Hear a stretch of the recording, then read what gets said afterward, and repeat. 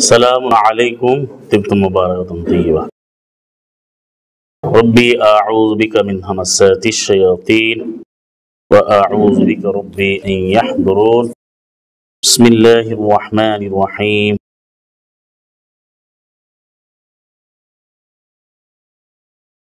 الحمد لله الذي خلق السماوات والأرض وجعل الظلمات والنور. الحمد لله الذي هدانا لهذا وما كنا لنهتدي لولا أن هدانا الله. الحمد لله الذي هدانا لهذا وما كنا لنهتدي لولا أن هدانا الله. رب اشرح لي صدري ويسر لي أمري واحلل عقدة من لساني يفقهوا قولي. ربي زدني علما سبحانك لا علم لنا إلا ما علمتنا إنك أنت العليم الحكيم. সম্মানিত উপস্থিতি, সম্মানিত মুসলিম ভাইরা, কোরআন বেস রসুন কর্তৃক আয়োজিত আজকের এই দিনব্যাপী কোরআন ভিত্তিক আলোচনার সম্মানিত শ্রোতা ভাই বোনেরা যারা আমাদের আলোচনা শুনছেন আল কোরআন থেকে, আলহামদুলিল্লাহ রাব্বিল আলামিন। আমরা সবাই জানি যে আল কোরআন আল্লাহ নাযিলকৃত একমাত্র বিধান, আর এই কোরআন নাযিলের উদ্দেশ্যগুলো আমরা আলোচনা করেছি অনেকবার।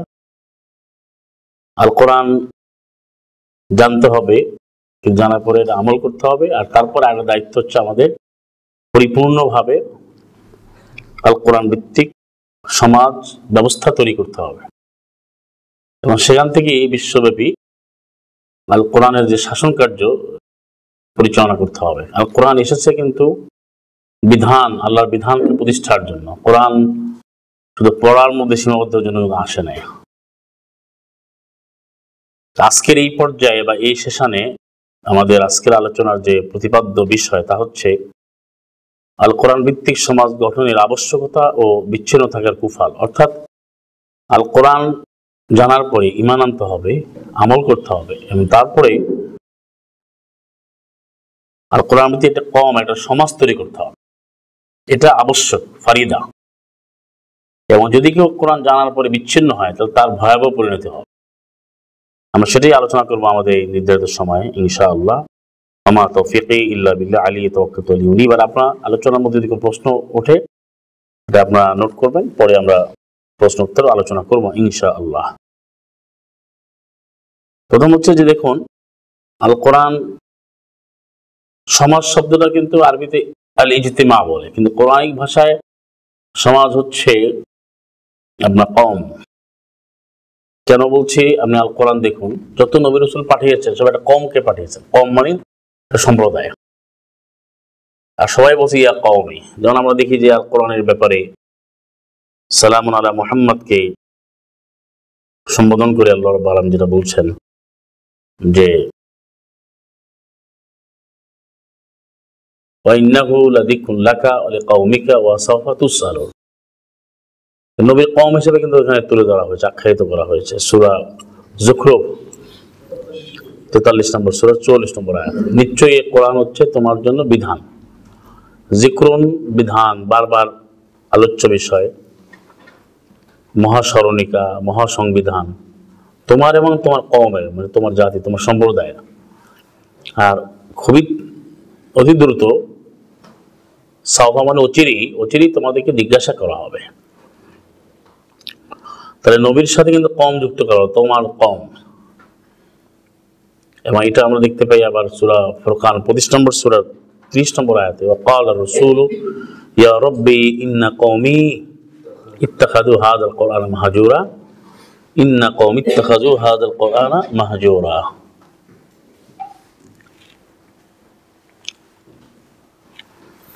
রসুল বলল, মানে রসুল বলবে, আল্লাহ বলতেছেন যে রসুল বলবে আমার এই কওম, আমার এই সম্প্রদায়, সে এই কোরআনটিকে গ্রহণ করেছে। ইত্তেখাজ একটা শব্দ আছে, ইত্তেখাজ, গ্রহণ করেছে বা তৈরি করে নিয়েছে, বানিয়ে নিয়েছে।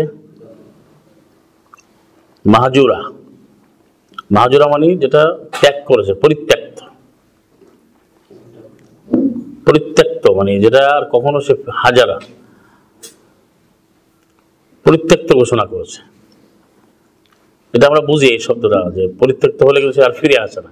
তো মাহাজুরা এমন একটা শব্দ ব্যবহার করেছে যেটা যারা কোরআন ছেড়ে তারা ফিরে আসবে না। যেমন তারাকাও মানে ছেড়ে দাও, তারাকা ইয়াত্রুকু, তারাকা শব্দের ব্যবহার আল কোরআনে রয়েছে। অর্থাৎ তারাকা মানে ছেড়ে দিলে সে আসতে পারে বা আবার ব্যাক করতে পারে, বা আমরা জানি যে মাদ মানে ফেরার জায়গা, আদায়ুদু ফিরে আসা। এখানে মাহাজুরা বলা হয়েছে, যেমন হিজরাত করে, এখান থেকে হিজরাত শব্দ, হিজরাত করে যারা এক জায়গা থেকে আসে ওখানে তারা ফিরে যায় না।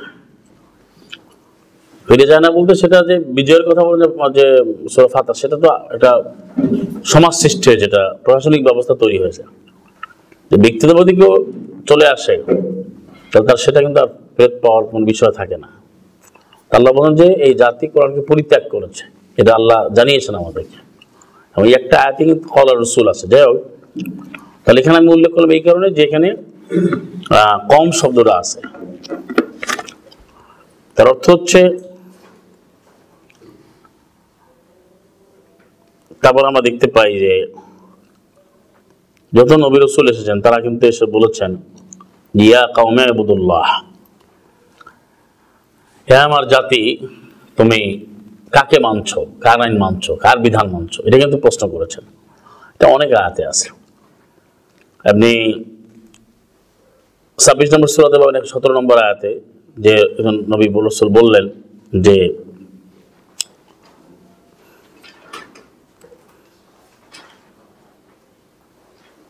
রব্বি, হে আমার রব, ইন্না কওমি কাযযাবুন, আমার সম্প্রদায়ের লোকেরা তারা আমাকে মিথ্যায়িত করেছে।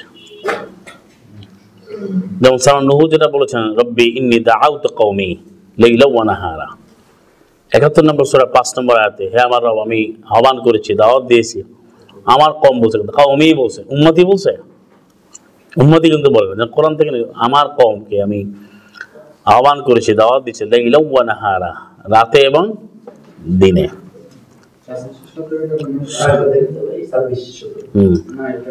26-এর 117।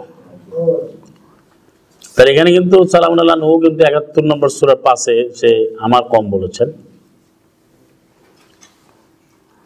এরকম অনেক আয়াত আছে। তাহলে সূরা ইয়াসিনের যে লোকটা আকসাল মদিনা আছে না, মদিনার সে দূরবর্তী জায়গা থেকে মদিনাতে এসেছে, এসে বলছে না ইয়া কওম ইত্তাবিউল মুরসালিন, হে আমার কওম তোমার রাসূলদেরকে অনুসরণ করো।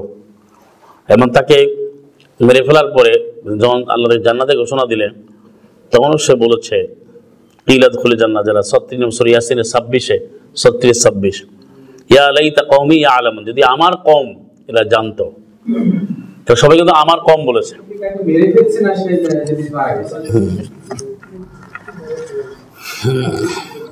যাই হোক, তাকে তো মেরেই ফেলছে। যাই হোক, সেটা তো আরেকটা আলোচনা। কিন্তু তখন তাকে জান্নাতের কথা বলা হয়েছে।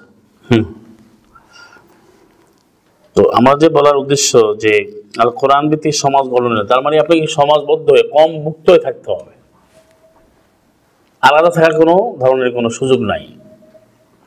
আর আমরা সেই আয়াতগুলো দেখি, যেমন দেখুন কোরআনে 88 জায়গায় রয়েছে ইয়া আইয়ুহাল্লাযীনা আমানু, সব জায়গায় বহু বচনে বলছে হে যারা ঈমান এনেছে। একজন ব্যক্তিকে সম্বোধন করা হয় না। ইয়া আইয়ুহাল্লাযীনা আমানু, হে যারা ঈমান এনেছে। আমরা সূরা হাম পড়ি সালাতে, সেখানে আমরা বলছি ইয়াকা না'বুদু ওয়া ইয়াকা নাস্তাঈন, ইয়াকা না'বুদু ওয়া ইয়াকা নাস্তাঈন।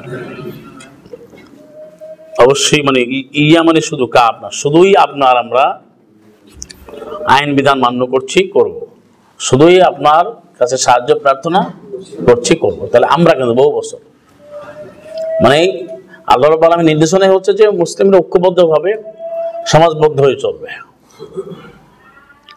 এবং এই জন্য এর অনেক আয়াত, অনেক নির্দেশনা রয়েছে। যেমন সালাতে যে নির্দেশনা আছে সেখানে দেখুন সূরা বাকারা সূরা নম্বর 2-এর 43, সূরা নম্বর 3-এর 43, দুই জায়গায় কি আছে ওয়ারকাউ মা'র রাকিন, 2-এর 43, 3-এর 43, যেটা কিন্তু মিল আছে। ওখানে মারিয়ামকে বলতেছে সালাম মারিয়াম ইয়া মারিয়াম উকনুতি লিরাব্বিকি ওয়াসজুদি ওয়ারকাই মা'র রাকিন। এটা তো তিনের 43 আর 243 কি বলছে সূরা বাকারা 43 আকিমুস সালাতা ওয়া আতুজ যাকাতা ওয়ারকাউ মা'র রাকিন। তো রাকিঈন যারা আল্লাহর বিধান মানে যারা রুকু করে, তাহলে কি একা বলা হয়েছে না ঐক্যবদ্ধ বলা হয়েছে? এরপর আপনি সালাত কায়েমের নির্দেশনার আয়াতগুলো দেখেন 30 নম্বর সূরা রোমে, এখানে মুনিবিনা ইলাইহি ওয়াত্তাকুহু, এটা হচ্ছে 30 নম্বর সূরা রোমের 31 নম্বর আয়াত। আর আলোচনার বিষয়বস্তুটাও মনে রাখবেন যে আল কোরআন আলোকে সমাজবদ্ধ বা সমাজ গঠনের আবশ্যকতা এবং না করলে কি ক্ষতি হবে, কি কুফর। মুনিবিন ইলাইহি, শুধু আল্লাহর দিকে সে অভিমুখী হবে। 30 নম্বর সূরা 31 নম্বর আয়াত। ওয়াত্তাকুহু, তোমরা সে আল্লাহর বিধিবিধান মেনে চলো, সতর্ক হও। ওয়া আকিমুস সালাতা, তোমরা সালাতকে প্রতিষ্ঠা করো, সালাত সমূহকে প্রতিষ্ঠা করো। ওয়ালা তাকুনু মিনাল মুশরিকিন, তোমরা হবে না মুশরিকদের অন্তর্ভুক্ত। তাহলে হবে না, ওয়ালা তাকুনু নাহি, এরা বহু বচন, তোমরা হইও না মুশরিকদের অন্তর্ভুক্ত। তার অর্থ হচ্ছে সালাত কায়েমের আগে মুশরিক থেকে মুক্ত হইতে হবে। যেটা আমরা ঘোষণা দেন ইন্নী ওয়াজ্জাহতু ওয়াজহিয়া লিল্লাযী ফাতারাস সামাওয়াতি ওয়াল আরদা হানিফা ওয়া মা আনা মিনাল মুশরিকিন, এটা বহু বছর। আমি মুশরিকদের অন্তর্ভুক্ত না, আমি সবকিছু ছেড়ে অভিমুখ আমি আল্লাহ দিয়ে, যিনি আকাশ সমূহ যেমন সৃষ্টি করেছেন। তাহলে সেই মুসলিমরা ঐক্যবদ্ধ হবে, ভাগাভাগি হওয়ার কোনো সুযোগ নাই। এরপরে আয়াতেই বলছে মিনাল্লাযিনা ফাররাকু দীনাহুম 32-এ, যারা পৃথক হয়েছে তাদের জীবন বিধান নিয়ে, দিন নিয়ে, তারা দলে দলে ভাগ হয়েছে, নিষেধ করা হয়েছে সূরা আনামের 159-এ। কারণ 30-32 আবার আল্লাহ বলছেন যে কুল্লু হিজবিন বিমা লাদাইহিম ফারিহুন, প্রতিটি দলই উহা নিয়ে যা তার কাছে রয়েছে তারা আনন্দিত। তারা কোনো দলিল দেখে না, যা আছে তা নিয়ে আনন্দিত। এটা আজকে প্রমাণিত যে দল বদল যারা করে তারা ওটা নিয়ে খুব আনন্দিত, কিন্তু কিতাবুল্লাহ দেখে না, আল কোরআন দেখে না। তাহলে আমাদেরকে আল কোরআন অনুযায়ী যে সমাজ, সেটা কওমের মধ্যে আসতে হবে মুসলিম সমাজ, কোরআন ভিত্তিক। এখানে বোঝার বিষয় আছে যে বর্তমানে তো যারা মুসলমান দাবি করে, তাকে আমাদের তো সমাজ, এটা একটা সমাজ বানায় এনেছে, কিন্তু সেটা কিন্তু কোরআন ভিত্তিক না, এটা বুঝতে হবে। এখন ইসলামের নামে যে পরিভাষাগুলো তারা ব্যবহার করে, সেগুলো তারা কিন্তু চেঞ্জ করে ফেলছে। মুসলমান সমাজে নামাজ, রোজা, মুসলমান সমাজে 5 কালেমা, মুসলমান সমাজে ইসলামের 4টা উৎসব, 4 মাযহাব, 4 তরিকা, হ্যাঁ। এরপর আরো আহলে হাদিস সমাজ বলে, কাদিয়ানী সমাজ বলে। যারা আল কোরআন মানে না, যারা নিজেরা কাফের মুশরিক, এরা কিন্তু ভিন্ন সমাজে না আখ্যায়িত করেছে। তা আল্লাহ বলছেন মুসলিম হওয়ার জন্য, মুসলিমদের সমাজ, আল কোরআন ভিত্তিক হবে মুসলিমদের সমাজ। আর সেজন্যই আমরা দেখতে পাই যে এই নির্দেশনা রয়েছে, যেমন সূরা আলে ইমরান 3 নম্বর সূরার 101 নম্বর আয়াতটা দেখেন, 3-101 ওয়া কাইফা তাকফুরুনা ওয়া আনতুম তুতলা আলাইকুম আয়াতুল্লাহি ওয়া ফীকুম রাসূলুহু ওয়া কাইফা তাকফুরুনা ওয়া আনতুম তুতলা আলাইকুম আয়াতুল্লাহি ওয়া ফীকুম রাসূলুহু ওয়া মান ইয়াতাসিম বিল্লাহি ফাকাদ হুদিয়া ইলা সিরাতিন মুস্তাকিম। আর কিভাবে তোমরা অস্বীকার করছো, কিভাবে তোমরা কুফরি করছো, অথচ ওয়া আনতুম তুতলা তেলাওয়াত করা হয়, পাঠ করা হয় তোমাদের উপরে। আলা আছে, আলা মানে প্রিপোজিশনের মতো, তেলাওয়াত বলি আলা শব্দ আসছে, তোমাদের উপরে আয়াতগুলো পাঠ করে শোনানো হয়। কি শোনানো? আয়াতুল্লাহ, আল্লাহর আয়াত সমূহ, বিধান সমূহ। তা আয়াত সমূহ বলতে কি আল কোরআন বাইরে কিছু বোঝায়? কারণ ইন্নামাল আয়াতু ইনদাল্লাহ, সমস্ত আয়াত আল্লাহর নিকটে আছে। সূরা আনাম 6 নম্বর সূরা 109 নম্বর আয়াতে, 6-109 সমস্ত আয়াত হচ্ছে আল্লাহর। তো সে আয়াত যখন পাঠ করে শোনানো হয়, এই অবস্থায় তোমরা কিভাবে কুফরি করো, অথচ তোমাদের মধ্যে তার রাসূল রয়েছে। তো সাল্লাল্লাহু আলাইহি মুহাম্মদ তার জীবদ্দশায় আয়াত নাজিল হয়েছে যে রাসূল আছে, তোমরা আয়াত পাঠ করা হচ্ছে, তোমরা কুফরি করো কিভাবে? এখন এই আয়াত কিভাবে বুঝবেন যে এখনো আয়াত পড়ে শোনানো হচ্ছে? খাতামুন নবীন, আর কোন নবী রাসূল আসবে না, কিন্তু আল কোরআন আছে, এবং কোরআন অনুযায়ী কেউ না কেউ আপনাকে পাঠ করে শোনায় বা আপনি পাঠ করেন। আর কোরআনের নামও রসুল, এবং হ্যাঁ, আর কোরআনের বিষয়ে যে বলবে সে রিসালাতের ভূমিকায় সে রসুল না, কিন্তু রসুলের ভূমিকায় পিয়ন অর্থে, মানে দূত অর্থে। 12 নম্বর সূরা ইউসুফের 50 ফালাম্মা জাআ রসুলু, যে রসুল আসলো, এই সালাম ইউসুফের যে ঘটনা, সেটা কিন্তু রসুল বলা হয়েছে। কারণ যে মেসেজকে পাস করে বা যে কোনো তথ্য নিজে বহন করে তথ্য আদান প্রদান করে তাকে বলা হয় রসুল। 50 এমনিও তো রসুল অর্থ, যেহেতু আল্লাহ রাব্বুল আলামিনের যে মেসেজ, যে রিসালা, সেটা যে বহন করে সে তো রসুল। কিন্তু ভালো করে বুঝে নেবেন যে নবুয়াত, রিসালাত প্রাপ্ত বা আল কিতাব প্রাপ্ত ওই ধরনের কোনো নবী রসুল আর আসবে না। কিন্তু আল কোরআন যেহেতু আছে, কোরআনের যে পড়ে শোনানো, সেই ইমাম বলেন, উলুল আমল বলেন, এই ধরনের জিনিসগুলো আল্লাহ রাখছেন, থাকবে। কারণ এই ধারাবাহিকতা থাকবে এবং এটা প্রশ্ন করা হবে, এই রিসালাতের দায়িত্বগুলো চলবে, কিন্তু কোরআন ভিত্তিক।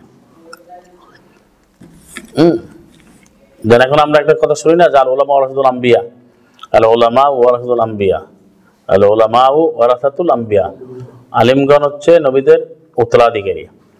এটা প্রচলিত রেওয়ায়াত থেকে তারা বলে। কিন্তু আলিম কারা? আর কোরআন কিন্তু উল্টো কথা বলছে। কোরআন বলতে সবাই কিতাবের উত্তরাধিকারী। ওয়া আওরাসনাল কিতাব, মানে এরাতে বললো যে আলেমরাই শুধু উত্তরাধিকারী। তাহলে কিতাবের উত্তরাধিকারী কারা? মানে এলেম কাজ আছে। মানে আমরা জানি যে এর সংজ্ঞায় আল্লাহ যারা দিয়েছেন, আলেমের সংজ্ঞা তো আমরা আলোচনা করেছি সূরা ফাতির 35-এর 28-29, 5টা কোয়ালিটিস বলা হয়েছে। সেই সংজ্ঞায় কিন্তু যে হবে সেই আলেম। কিন্তু এখন আলেমের সংজ্ঞা হয়েছে আপনার দাওরা আছে কিনা, টাইটেল আছে কিনা, আমি কোত্থেকে ফারেক, যেমন থেকে ফারেক না, মাদিনার থেকে ফারেক না, আজহার থেকে, এইগুলো আলেম খুঁজে। আপনি ইউনিভার্সিটি পড়েন, যেখানেই পড়েন, আপনি না পড়েন, মূল কথা কোরআন আপনাকে জানতে হবে, আর কোরআন অনুযায়ী আলেম হতে হবে। আর তার 5টা কাজ থাকবে, আপনারা তো জেনে নেবেন। 35, 28 এবং 29 নম্বর একটা পড়ে নেবেন। আর 35 নম্বর সূরা 32-এ কিন্তু আল্লাহ বলছেন, সুম্মা আওরাসনাল লাযীনাল কিতাবা, আওরাসনাল কিতাবা, সুম্মা আওরাসনাল কিতাবাল্লাযীনা ইসতাফাইনা মিন ইবাদিনা, সুম্মা আওরাসনাল কিতাবা। এটা একটা গুরুত্বপূর্ণ পয়েন্ট, যে আল উলামা ওয়ারাসাতুল আম্বিয়া যে বলা হয়, আলেমরাই, আলেমের সংজ্ঞাটা কোরআন থেকে নিতে হবে। আর নবীদের উত্তরাধিকারী কারা? মানে মূল হচ্ছে কিতাব। আল্লাহ বলছেন, আমি সূরা ফাতিরের 32-এ আমি উত্তরাধিকারী বানিয়েছি কিতাবের ওই লোকদেরকে যাদেরকে পছন্দ করেছে, মনোনীত করেছি আমার দাসদের থেকে, বান্দাদের থেকে। এর মধ্যে কেউ জালিম নিজের ব্যাপারে, কেউ যথাযথভাবে মান্য করে, কেউ কল্যাণমূলক কাজে অগ্রগামী। বিইজনিল্লাহ, আল্লাহ অনুমতি করবে। যালিকা হুয়াল ফাদলুল কাবীর, ওটাই হচ্ছে বড় ধরনের অনুগ্রহ। তাহলে এই জিনিসটা বোঝা গেল যে আল্লাহ কিতাবের উত্তরাধিকারী সবাইকে বানাইছে, কিন্তু 3টা ভাগ হবে। মূলত 2টো ভাগ আর কি, 3টে শব্দ বলেছে। কেন? যে মানবে একজন জালেম হয়ে যাবে, মানে সে কাফের। আর কেউ যথাযথ মানতেছে সে মুসলিম। আর কেউ মানতে গিয়ে সে অ্যাডভান্স লেভেলে গেছে, সাবেক। তো সাবেক আর মুক্তাদ একই দল, মানে সে হচ্ছে মুসলিম। এবং এটাই আমরা দেখতে পাই সূরা ওয়াকিয়াতে আছে না, 9-10-এ, ওয়াকুনতুম আজওয়াজান সালাসা, তোমরা 3টা শ্রেণী, মানে মুসলিমদের 2টো শ্রেণী মিলে একটা, মানে মুসলিম। আর কাফেরদের মধ্যে একটাই, কি জাহান্নামে। কথা বোঝা গেছে? তাহলে এখানে সেই কিতাবের উত্তরাধিকারী হিসাবে আপনি কিতাব থেকে যদি পড়ে শোনায়, সেটাই রিসালাত, সেটা তো আছে। কারণ আল্লাহ বলেন, তুমি 101, তোমরা কুফরি করো কিভাবে? তোমাদের কিতাব পাঠ করা হয়, রসুলও আছে, তা আমাদের কাছে তো কিতাব আছে, কোরআন আছে না। সাল্লাল্লাহু আলাইহি মুহাম্মদ আল্লাহ নিয়ে গেছে, ইন্নাকা মাইয়িতুন ওয়া ইন্নাহুম মাইয়িতুন, আল্লাহ সামনে চলে গেছে। কিন্তু রিসালাতকে, রিসালাত আছে, নবুয়ত আছে, যেহেতু মুহাম্মাদের কিতাব আছে। আল কোরআন যেহেতু মুহাইমিন, সুরক্ষিত, তো সাল্লাল্লাহু মুহাম্মাদের নবুয়ত আর রিসালাত হচ্ছে আল কোরআন, খাতামুন নবীয়িন। তাহলে নবী রাসূল আসবে না। তাহলে এই কোরআনের দাওয়াত, কোরআনের প্রচার, কোরআনের তেলাওয়াত আছে কিনা? অবশ্যই বলবাত আছে। আর সেটা যে প্রক্রিয়া চলে, এটি হচ্ছে রিসালাত। সেই কার রিসালাত? সাল্লাল্লাহু মুহাম্মাদের রিসালাত কিন্তু চলমান, বিদ্যমান, এটা থাকবে সর্বশেষ, মানে একেবারে কিয়ামত পর্যন্ত। এই জন্য আর কোনো নবী রাসূল কিতাব আর আসবে না। এই জন্য আলিয়ম আকমাল তো আসছে মায়াদা, এটা অনেকে ভুল ব্যাখ্যা করে, ভালো করে বুঝে নিতে হবে। মায়াদা 5 নম্বর সূরা 3 আলিয়মা আকমালতু লাকুম দীনাকুম ওয়া আতমামতু আলাইকুম নি'মাতি ওয়া রাদিতু লাকুমুল ইসলাম দীনা। আপনার জানা আছে 5 নম্বর সূরা 3 নম্বর আয়াত। এখন আমরা যে আলোচনা করছি যে আল কোরআন আমাদের সমাজ গঠন, যে সেটা দেখুন আল্লাহ ওমাইয়া আতাসিম বিল্লাহ 101-এর শেষাংশে, যেখানে আয়াত চলমান এবং সে রিসালাত চলমান, যে আল্লাহ রাসূলের রিসালাত এখনো চলমান, যেহেতু কোরআন আছে, সুতরাং এর বাইরে কোনো যাওয়ার কোনো সুযোগ নাই। নতুন নবী রাসূল দাবি করার কোনো স্কোপ নাই। যদি কোনো নতুন নবী দাবি করে তাহলে সে কি হবে? কাফের হয়ে যাবে, সে মুসলিম থাকবে না, এবং হতেই পারে না, কারণ কিতাব যেহেতু আছে। ওমাইয়া আতাসিম বিল্লাহ, যে আল্লাহকে আঁকড়ে ধরবে, ফাকাদ হুদিয়া, অবশ্যই সে প্রদর্শিত হবে ইলা সিরাতিল মুস্তাকিম, সুদৃঢ় পথে। এখানে কিন্তু ইতিসাম একটা শব্দ আসছে, যে আঁকড়ে ধরা। তাহলে আল্লাহকে আঁকড়ে ধরা, আল্লাহকে আঁকড়ে ধরার অর্থ কি? আল্লাহর বিধান আঁকড়ে ধরা। সেটা কি? আল্লাহ আঁকড়ে ধরার অর্থ হচ্ছে কোরআন আঁকড়ে ধরা, যেটা আমরা পাই, এর ব্যাখ্যা পাই 43 নম্বর সূরা 43-এ, যে আল্লাহ রাব্বুল আলামিনকে আঁকড়ে ধরা মানে আল্লাহর বিধান মানা। ফাকাদ হুদিয়া, যে আল্লাহকে আঁকড়ে ধরবে সে অবশ্যই সত্য সঠিক পথে চলবে, সুদৃঢ় পথে পরিচালিত হবে, নিঃসন্দেহে। ফাকাদ বলছে অবশ্যই, নিশ্চিতভাবে, নিঃসন্দেহে। আর সূরা যুখরুফ 43-43 কি বলছেন? ফাস্তামসিক বিল্লাযী উহিয়া ইলাইকা ইন্নাকা আলা সিরাতিল মুস্তাকিম, তুমি আঁকড়ে ধরো উহা যা ওহী করা হয়েছে তোমার রবের পক্ষ থেকে, নিশ্চয়ই তুমি রয়েছে সুদৃঢ় সত্য সঠিক পথে। সেই অনুসরণ করলে কিন্তু আল কোরআন মান্য করা হবে। এরপরে 44 কিন্তু কোরআন বললো, যেটা আমরা আলোচনা করলাম। এবার সূরা আলে ইমরান 3 নম্বর সূরার আপনার 103 নম্বর আয়াতে যেটা বলছে না, 3-103, যে ওয়া'তাসিমু বিহাবলিল্লাহি জামিআন ওয়া লা তাফাররাকু। এই আয়াতটা একটু আলোচনা করি, যে এই আয়াত আমাদের অনেকের মুখে আছে, কিন্তু আয়াতের ভুল ব্যাখ্যা করা হয়, ভুল বোঝানো হয়। সেটা হচ্ছে, প্রথম বলা হচ্ছে ওয়া'তাসিমু, আমরের সিগা, মানে এটা জমা বহু বচন। ইতিসামুন ইফতিআল, ইতিসামুন ইফতিআল বা ইফতিআল থেকে আসছে, অর্থাৎ তোমরা ইস্তেমাউন মানে পুরোটা শোনা, ভালো করে শোনা। ইতিসাম মানে ভালো করে পূর্ণাঙ্গ রূপে আঁকড়ে ধরা। আইন সদ মিম হচ্ছে মাদ্দামূলক, এটাকে আঁকড়ে ধরা। কি ধরবে? বিহাবলিল্লাহ, আবার বা সেলা আসছে, এটা একটা পার্টিকেল আসছে, রব্বায় আসছে, বর্ণ আসছে। আল্লাহর রশি, আল্লাহর রজ্জুকে তোমরা আঁকড়ে ধরো। ওই ইতিসামের মধ্যেই শক্ত আছে, মানে শক্তভাবে, পূর্ণাঙ্গ রূপে। মানে আসমুন এমন একটা শব্দ বাবু ইফতিআল থেকে ব্যবহারের কারণে এটার কোনো প্রাঞ্জল অনুবাদ করা হয় না। এর অর্থ হচ্ছে তোমরা শক্তভাবে, পূর্ণাঙ্গ রূপে তোমরা আঁকড়ে ধরো বিহাবলিল্লাহ, আল্লাহর রজ্জুকে। বিয়ে দ্বারা কিন্তু আমরা নির্দিষ্ট করেছে আল্লাহর রজ্জু, এবং হাবলুন 1 বছর, বহুদিন হেবালুন, হেবালুন শব্দটা কোরআনে কিন্তু আছে। তার রজ্জু কয়টা? রশি কয়টা? কিতাব কয়টা? তাহলে এটাও প্রমাণিত যে কিতাব একটাই, বিধান একটাই। যারা আল কোরআন হাদিস, প্রচলিত হাদিস ইজমাকে আজকে উচ্চমান করে, তারা অবশ্যই আল কোরআন মানে না, এটা আল্লাহ বলেন না, তো অবশ্যই তারা শিরকের মধ্যে নিমজ্জিত হবে, মুশরিক হয়ে যাবে। এরপর আল্লাহ আবার তাকিদ দিয়েছেন, জোর দিয়েছেন জামিআ, সকল। এখানে কিন্তু আবার অনুবাদ করে যে সকলে মিলে ধরো। হ্যাঁ, সকলে মিলে ধরার চেয়ে বড় হচ্ছে ওয়াতাসিমের মধ্যে তো বহু বচন আছে। সমাজবদ্ধ হওয়ার জন্য আয়াত অবশ্যই পরিধানযোগ্য, কিন্তু ওয়াতাসিমের তো বহু বচন। তোমরা শক্তভাবে, পুরোপুরিভাবে আঁকড়ে ধরো বিহাবলিল্লাহ জামিআ, আল্লাহর রজ্জু পুরোটা। জামিআ হচ্ছে হাবলুল্লাহর সাথে।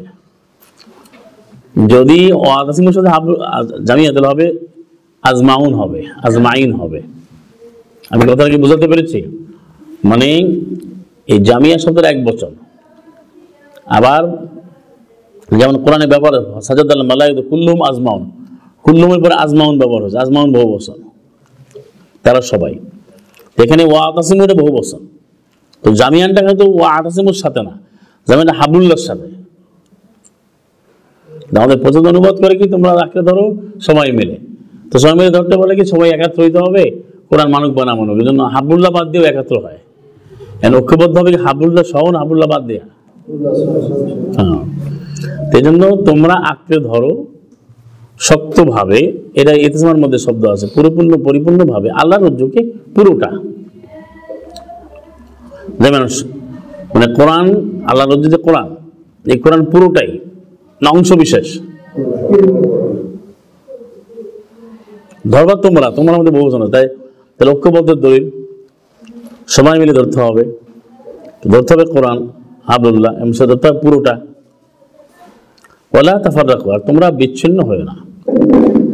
তাফাররুক মানে কি? বিচ্ছিন্ন হয় না। তাহলে ওই আয়াতের অর্থ এসে গেল যেটা আমরা কিছু আগে বললাম, যে আল কোরআন ভিত্তিক সমাজ গঠনের আবশ্যকতা এবং বিচ্ছিন্ন থাকলে যে ক্ষতি হবে, যে কুফর বা যে কুপ্রভাব, সেটা ওই আয়াতের মধ্যে কিন্তু এসে গেছে।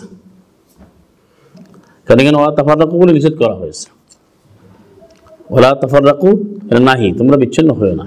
তাহলে বিচ্ছিন্ন হওয়াটা কিন্তু কুফরি, আর কোরআন থেকে আলাদা হয়ে যাওয়া আল্লাহ বিধান। আবার অনেকে এইটার উল্টা ব্যাখ্যা দেখে, বা আমরা দল করছি, আমাদের দলে আসেন, একা একা থাকা যাবে না। একা থাকা যাবে না, তুমি যে দলটা করছো, এই দলটা কিসের বিরোধিতা করছো? তোমার তো 4 দফা, কারো 5 দফা, কারো 13 দফা, কারো 7 দফা, কারো 19 দফা, কারো 18 দফা। আমরা কি দফায় যাবো না হাবলুল্লাহ যাবো? আমরা হাবলুল্লাহ তো এক বছর।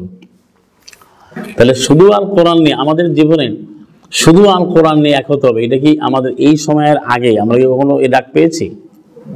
যে সময়টা আমরা অতিক্রম করে এসেছি, আমাদের ডাক পেয়েছি কোথায়? বা এই তরিকে আসেন, এই মাযহাবে আসেন, এই 4 দফা আসেন, এই 5 দফা, এই তো দলীয় ডাক পেয়েছি। শুধুমাত্র আল কোরআন নিয়ে এক হও, এই ডাক কিন্তু কেউ দিচ্ছে না। আমরা আলহামদুলিল্লাহ আলামিন এখন নিজেরা সেটা চাচ্ছি যে আমরা হাবলুল্লাহ কোরআন নিয়ে ঐক্যবদ্ধ হব এবং সমাজ তৈরি করব, যেহেতু আল্লাহ নির্দেশ ওয়া'তাসিমু বিহাবলিল্লাহি জামিআ ওয়া লা তাফাররাকু। অর্থটা কি হবে? তোমরা শক্তভাবে, পরিপূর্ণভাবে আল্লাহর রজ্জুকে পুরোটাই আঁকড়ে ধরো, আল্লাহর রজ্জুকে আঁকড়ে ধরো পুরোটা, তার মানে আল্লাহর রজ্জু পুরোটা, আর তোমরা বিচ্ছিন্ন হয়েও না। তাহলে বিচ্ছিন্ন হওয়া কি ভালো কাজ না খারাপ কাজ?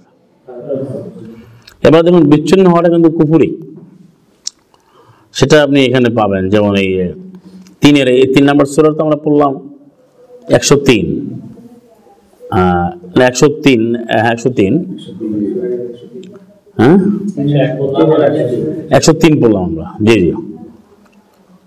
এবারে 105টা পড়ি আমরা, 3-এর 105-এ দেখেন। এটা এই অংশটুকু পরে আসি। এখানে ঐক্যবদ্ধ কেন বলছেন? একটা ঘটনা বলছে, কুরু নিয়ামাতুল্লাহ আলাইকুম, তবে পড়ে নিন।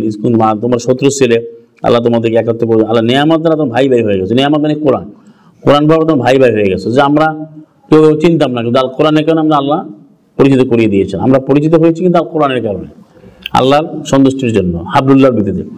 আমাদের যে পরিচয় ঘটেছে, এটা কি দুনিয়াবি কোনো পার্থিব কোনো কারণে?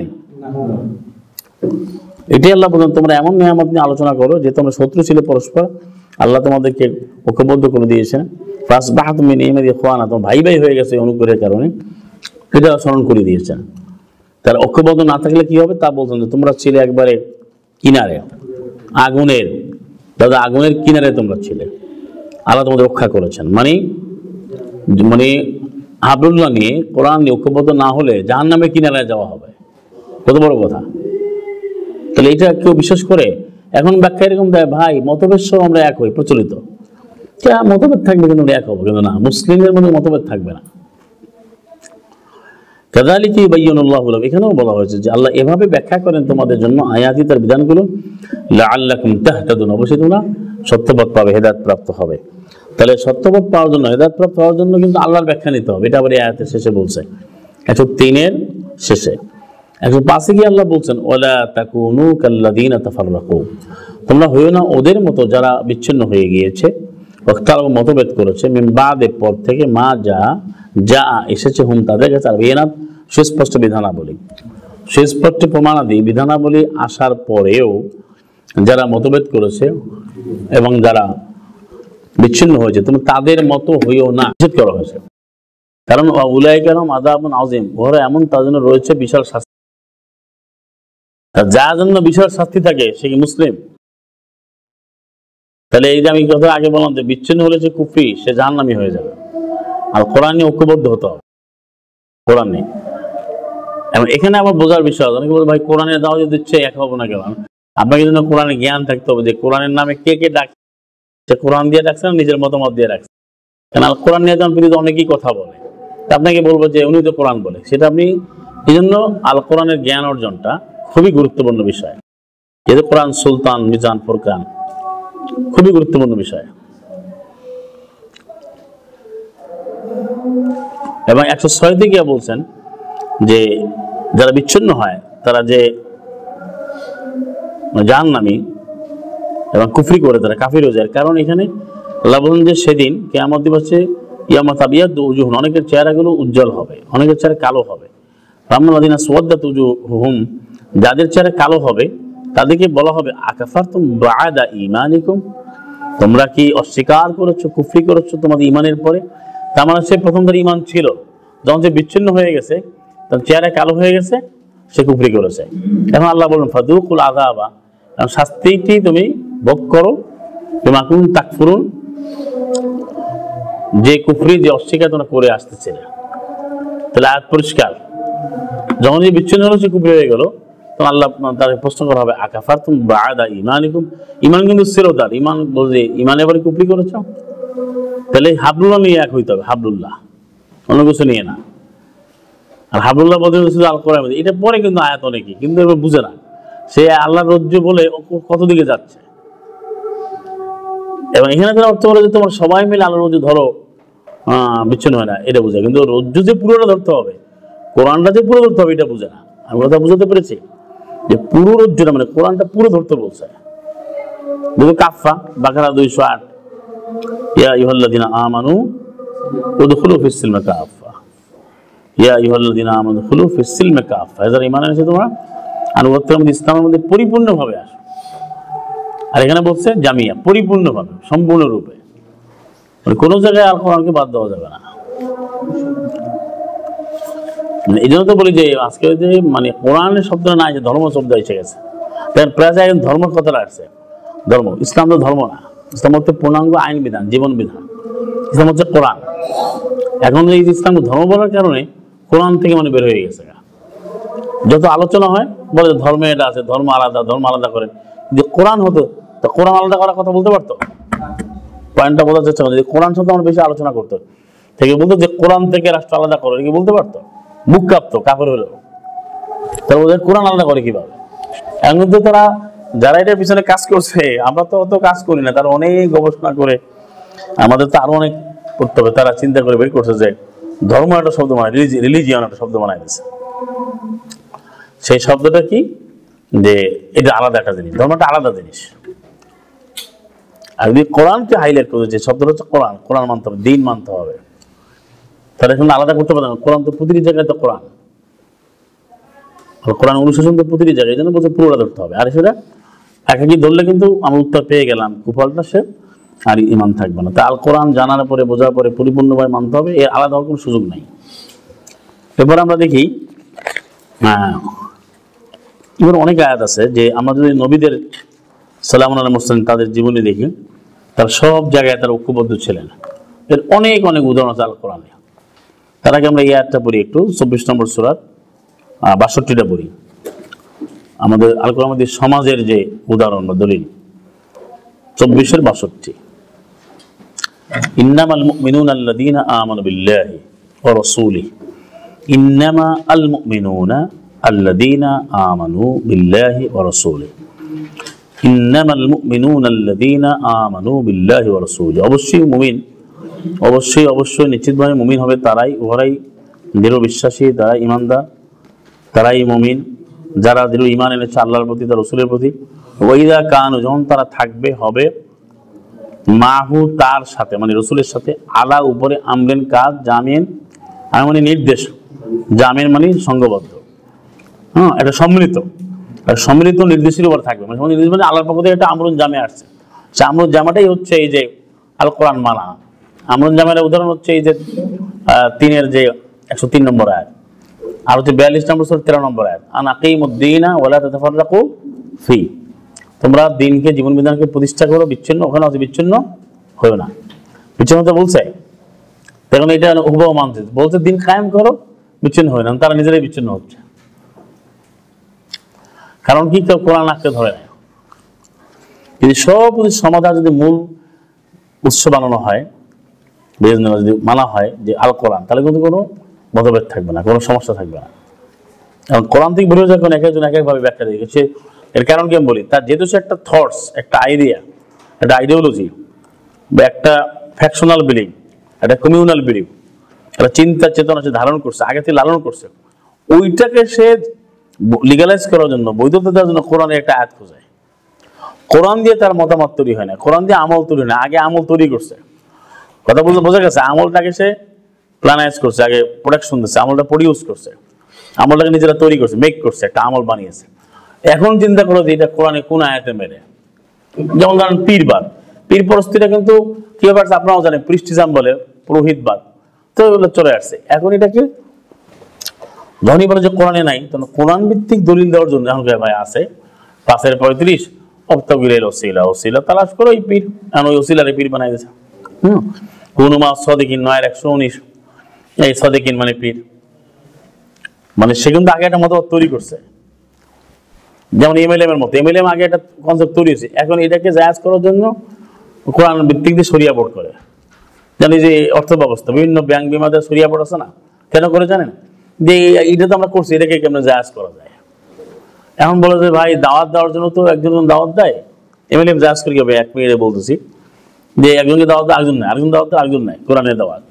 তাহলে তো ব্যবসাও আমি কি বললাম, ওকে বললো, ওকে বললো, তাহলে তো ম্যান টু ম্যান বসে গেল। মানে এইভাবে একটা নিজেরা একটা কনসেপ্ট তৈরি করে ওইটাকে কোরআনের সাথে মিলাইতে চায়, কিন্তু এটা করবে না, আগে কোরআন ভিত্তিক নিতে হবে। কোনটা? কোরআনের বিধান থেকে নিতে হবে, তাহলে আর কোনো সমস্যা হবে না। এই জন্যই মতবাদগুলো আগে তৈরি করে পরে তারা কোরআনের সাথে মিলানোর চেষ্টা করছে। করার কারণে যার যেন সুবিধা, যেমন যে মানুষ মরে ইসলামের নামে, হঠাৎ করে বলে ভাই ওকে হত্যা করলে সব হবে, জানাত পাওয়া যায়, সেই আয়াত খুঁজে কোথায় পাওয়া গেছে যে এই জানমাল কিনে নিয়েছে আল্লাহ।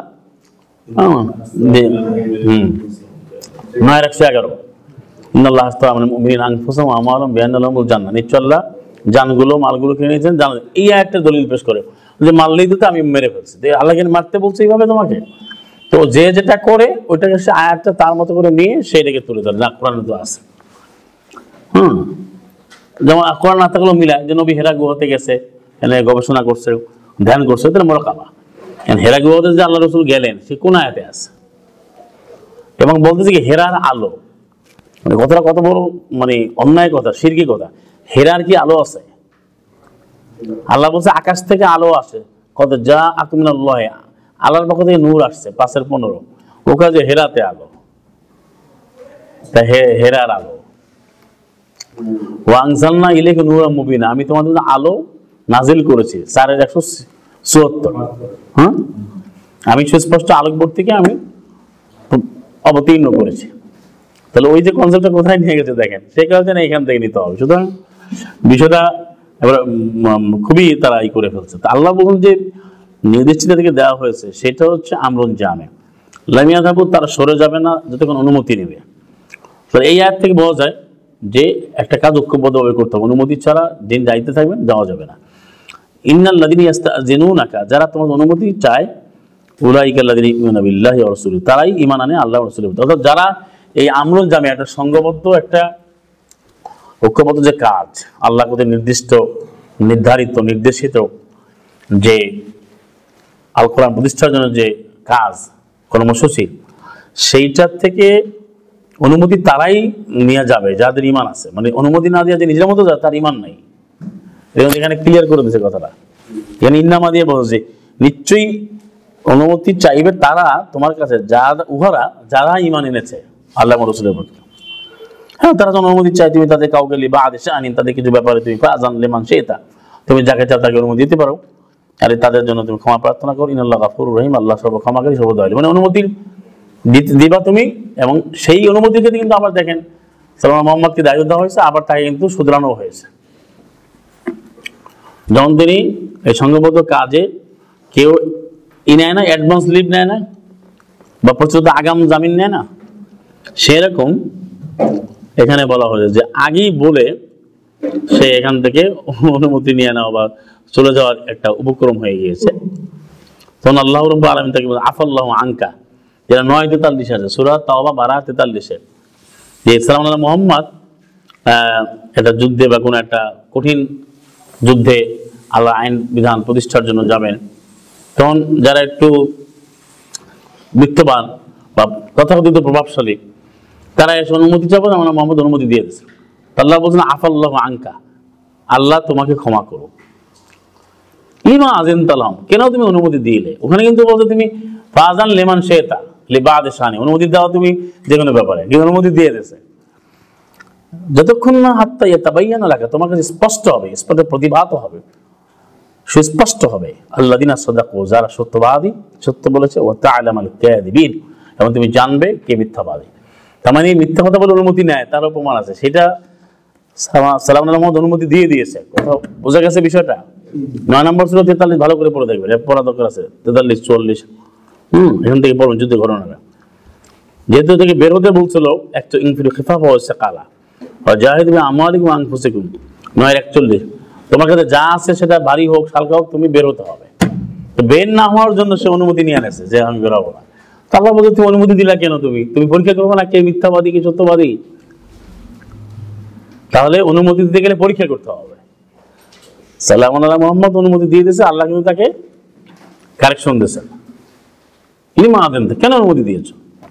লিমাটা কখন বলে? আপনি কেন কথাটা কখন বলেন? তাকে শুধরাবা, তাকে এই করার জন্য, তোমাকে ঠিক করো না তুমি। যদি ঠিক করতো এই আয়াত অনুযায়ী যে অনুমতি দিয়েছে, তারা বলতো যে আচ্ছা নবী আপনি তো হে রাসূল সাল্লাল্লাহু আলাইহি ওয়াসাল্লাম বলতো তুমি তো অনুমতি দিয়েছো, তো ঠিক আছে দাও, তুমি দিছো কি আর করার, তুমি অনুমতি দাও তোমার ব্যাপারে না। তা বলা কেন তুমি দিলা? এমন সেটা শুরু করছে আমরা এভাবে যে আফাল্লাহু আনকা, আল্লাহ তোমাকে ক্ষমা করুন।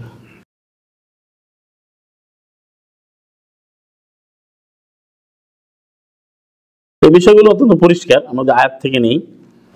তাহলে এই আয়াতে পেলাম 24 নম্বর সূরা 62-তে আমাদের ঐক্যবদ্ধ থাকার বিষয়টা, এবং এর একটা চমৎকার উদাহরণ কিন্তু অনেক আয়াতের মধ্যে আছে। আপনারা দেখেন, আমি যদি সংক্ষেপে বলি, যদি সময় মধ্যে আমরা শেষ করবো ইনশাআল্লাহ। আমাদের সূরা মুমতাহানাতে যাই, সেখানে দেখুন 60 নম্বর আয়াতে, 60 নম্বর সূরার 4 নম্বর আয়াতে, সূরা মুমতাহানাতে সূরা নম্বর কত? 60 আয়াত নম্বর 4, قد كانت لكم أسوة حسنة في إبراهيم والذين معه। আমি এতটুকু বলি, অবশ্যই রয়েছে তোমাদের জন্য উৎকৃষ্ট চমৎকার আদর্শ ইব্রাহিমের মধ্যে, এবং উহাদের মধ্যে রয়েছে যারা আছে তার সাথে। তার সাথে কারা আছে? মুমিনরা। তাহলে ইব্রাহিম একা না, সাথে কেউ আছে? এই আল্লাহর মাহবুবের অনেক আয়াত আছে, প্রায় 35টার মতো আয়াত আছে যে যারা তার নবী, কোনো নবী একা না। এটা সূরা হুদ আপনি পড়েন, আপনি সূরা মুমিনুন পড়েন, এর মধ্যে 12 নম্বর 11 নম্বর সূরা, 23 নম্বর সূরা, 26 নম্বর সূরা। ইদ ক্বালু লিকওম, তারা বলতো তাদের কওমকে। তাহলে এই কওমকে যে বলছে ইন্না বরাআ, যে বলছে আমরা যে মুক্ত হয়ে গেলাম, এটাও এখানে বলছে যে তারা যে একাত্ম হয়ে বলছে 60 নম্বর সূরার 4 নম্বর আয়াতে। তাহলে এখানে ইব্রাহিমের সাথে ওয়াল্লাযিনা মাআহু শব্দ ব্যবহার করা হয়েছে।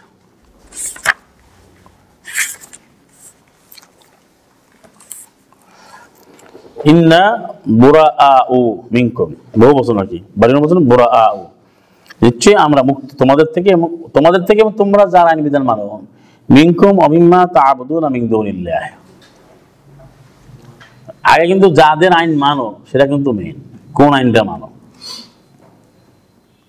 এবং কাফারনা বিকুম, আমরা আজকে অস্বীকার করলাম তোমাদেরকে, অবাদা এবং আজকে স্পষ্ট হয়ে গেল, বাইনানা ওয়া বাইনাকুম, আমাদের মাঝে তোমাদের মাঝে, আল আদাওয়াতুল বাগদা, শত্রুতা এবং ঘৃণা, আবাদান, একেবারে চিরস্থায়ী হয়ে। সাউল ইব্রাহিম কিন্তু বলছে, সাথীরা বলছে যে আজকে কাফেরদের আমার সম্পর্ক ছিন্ন হলো, আজকে মুক্ত হয়ে গেলাম, আজকে শত্রুতা, আজকে ঘৃণা শুরু হলো, এটা চলবে চিরস্থায়ী, যতক্ষণ না হাত্তা তুমিনু বিল্লাহি ওয়াহদা, যতক্ষণ না এক ইলার প্রতি তোমরা ঈমান আনবে। তাহলে কি পাওয়া গেল? এখানে কিন্তু আপনি পেলেন যে তারা ঐক্যবদ্ধভাবে এটা করেছেন, এবং অনেক আয়াত আছে। তারপর সালাম আলাইহি মুহাম্মদ সম্পর্কে যেটা বলছে, আমরা 48 নম্বর সূরা ফাতার 29 নম্বর আয়াত, মুহাম্মাদুর রাসূলুল্লাহ ওয়াল্লাযীনা মাআহু, আশিদ্দাউ আলাল কুফার রুহামাউ বাইনাহুম তারাহুম রুকআন সুজদা ইয়াবতাগুনা ফাদলাম মিনাল্লাহি ওয়া রিদওয়ানা।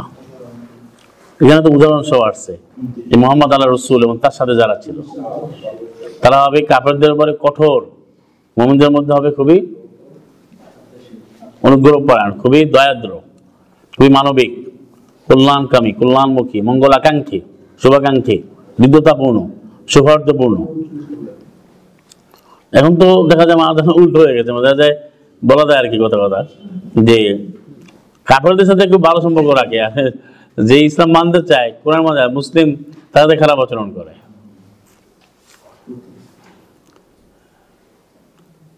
এটা অনেক উদাহরণ দেওয়া যাবে, যেমন দিলাম না, কিন্তু এখানে সমাজের একটা চিত্র মুহাম্মদ সাল্লাল্লাহু আলাইহি মোহাম্মদ সাল্লামকে বলছেন আল্লাহ রসুল তার সাথে রয়েছে, তাহলে এখানে একটা ঐক্যবদ্ধ থাকা, সময় থাকার চিত্র পাওয়া যায় কিনা এখন সন্দেহ আছে। এবং তাদের দেখবে, তুমি তাদেরকে দেখবে রুকু অবস্থায়, সাজদা অবস্থায় তারা কামনা করে আল্লাহ অনুগ্রহ সন্তুষ্টি, তাদের চিহ্ন থাকবে চেহারায়, আসারের সুযোগ, সাজদার চিহ্ন। সাজদার চিহ্ন বলতে কিন্তু এই ফিজিক্যাল কোনো সাইন না, এটা হচ্ছে তার ওই যে তার আচার আচরণে, চলনে, বলনে, কথনে প্রতিটি জায়গায় সে আল কোরআন মান্য করবে, এইটা বুঝতে পারবে। এটা হচ্ছে সীমাউন, এটা হচ্ছে আসারের সুযোগ, আসার মানে প্রভাব, এটা হচ্ছে তার কথা, তার ভিতরে চারিত্রিক প্রভাব, মানে কোরআন ভিত্তিক চলার কারণে সে কোরআন প্রভাব সে প্রভাবিত হবে। এটা কোনো যেমন মাকাম ইব্রাহিমকে তারা বানিয়েছে বর্তমানে একজনে যে পায়ের চিহ্ন, এটাও কেউ কেউ বলে দেখলাম, এটাকে অনুভব তোমাদের মাহাজার। আসলে এখানে তো কাদামও বলে, মাকাম বলেছে। মাকাম ইব্রাহিম কিন্তু ফিজিক্যাল কোনো যে বলে পায়ে যে ফুট বা ফিট, এই ফুটপ্রিন্ট না, এটা কিন্তু ফুটপ্রিন্ট না, এটা হচ্ছে ইব্রাহিমের যে ইমানের যে অবস্থা, যেটা আল্লাহর কাছে এতটাই গ্রহণযোগ্য, মুস্তাফিন আখিয়ার, নির্বাচিত, মনোনীত, গৃহীত, সম্মানিত, এবং আশীর্বাদ পুষ্ট, দয়াপ্রাপ্ত, তার অবস্থানে গিয়ে সালা করতে হবে, যেটা আমি ইন্নাজ্জাত বলি, সে সমস্ত শিখ মুক্ত। এইটা এটা অনেক আলোচনা আছে, কিন্তু এখন মাকাম ইব্রাহিম বলে যে তার একটা পায়ের চিহ্ন আছে। হ্যাঁ, এটাও কিন্তু অনেকে বলতেছে যে এইটা কেন থাকে, এইটাও তো এক ধরনের এরকম ব্যাখ্যা দিতেছে মাআযাল্লাহ, যে আসলে বলা হচ্ছে মাকাম শব্দটাই বোঝে না, মাকাম আর মাকাম একটা মাকান, একটা কদম, কদমুন মানে পায়ের পাতা, বলছেন আকদাম, আর পা তো আরজুলাকুম বলি না আমরা, আরজুলাকুম, আর মাকাম মানে অবস্থান। ইন্না লিল মুত্তাকিনা মাকামুন আমিন, মুত্তাকিদের রয়েছে সম্মানিত মাকাম মানে অবস্থান, একটা পজিশন। ওলিমান খাফা মাকাম রাব্বিহি জান্নাতান, রবের সামনে যে অবস্থান করবে সেটা যে ভয় পায়, যেটা হচ্ছে 55 যেটা এখানে আছে, 55 সূরা আর রহমান 55 বা 60 যেটা রয়েছে। তো একটা আয়াত দিয়ে বুঝতে হবে আলহামদুলিল্লাহ আলামিন, তাহলে সব সমাধান হয়ে যাবে আর কি। ওলিমান খাফা মাকাম রাব্বিহি জান্নাতান যেটা আর রহমানে আছে 55 নম্বর সূরার 46-এ। তাহলে এটা বোঝা গেল যেখানে তারাহুম রুকআন, এটা লক্ষ্য করবেন, এটা তুমি দেখবে তাদেরকে রুকু অবস্থা, সাজদা অবস্থা, তারা যে ঐক্যবদ্ধ, সংঘবদ্ধ, তার একটা চিত্র, তার একটা চমৎকার একটা রূপরে এখানে তুলে ধরা হয়েছে, যে মুহাম্মদ রাসূলুল্লাহি ওয়াল্লাযিনা মাআহু, সাল্লাল্লাহু মুহাম্মদ নিজে এবং তার সাথীরা, এবং এখানে বলে সাল্লাল্লাহু ইব্রাহিম এবং তার সাথীরা, এইভাবে সাল্লাল্লাহু শুআয়ব তার সাথীরা, এইভাবে পাবেন সাল্লাল্লাহু হুদ তার সাথীরা, নূহ তার সাথীরা, ওয়ালাম্মা জা আমরুনা নাজ্জাইনা শুআইবান ওয়াল্লাযিনা আমানু মাআহু, সূরা হুদের 94, 11-94, যখন আমার নির্দেশ আসলো আমি শুআয়বকে মুক্ত করলাম এবং তার সাথে ওয়াল্লাযিনা আমানু মাআহু, অনেক জায়গায় আছে ওয়াল্লাযিনা মাআহু, অনেক জায়গায় আছে ওয়াল্লাযিনা আমানু। এবার আরেকটা উদাহরণ নেন 73 নম্বর সূরা, যেটা সূরা মুজাম্মিলের 20 নম্বর আয়াত।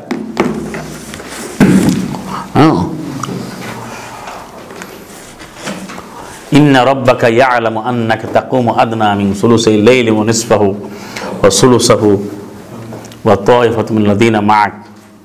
এখন এই আমল করতে গেলে কি আল কোরআনের সমাজ কি লাগবে কি লাগবে না?